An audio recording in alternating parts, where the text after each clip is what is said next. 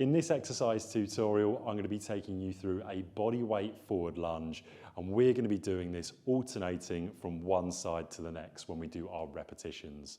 So firstly, when we're talking about a forward lunge, there are two main aspects of the exercise, one of which is our start position, so feet hip width apart, feet pointing forwards, and then coming into our first part of the movement, which is a long stride forwards.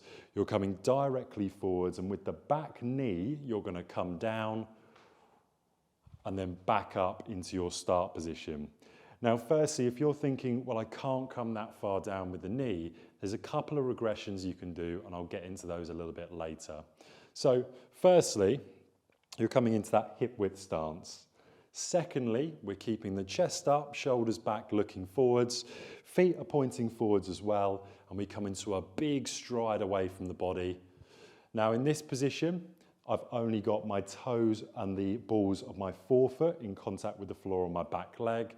I bring the back leg down, and then I push off this front leg to come back to my start position. Now, with the knee, so you can see on a front-on view, if I'm coming into a position where my feet are hip width apart and I do the first lunge, the knee position is really crucial. We don't want the knee veering too far in or too far out when we're doing our lunges.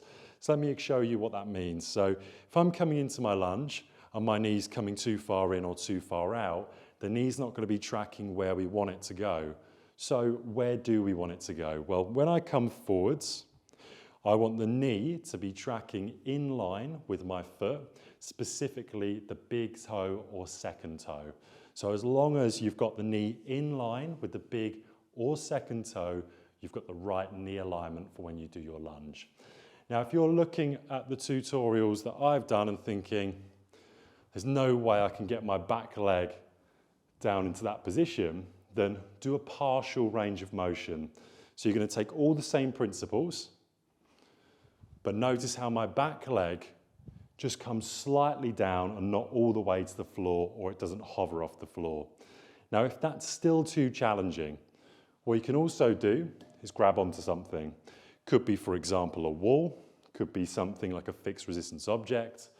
Have one hand against it so you can steady your balance, and you could do your alternating repetitions from side to side. That would be a couple of demonstrations of the alternating forward lunge. You would repeat that for your desired amount of sets and reps.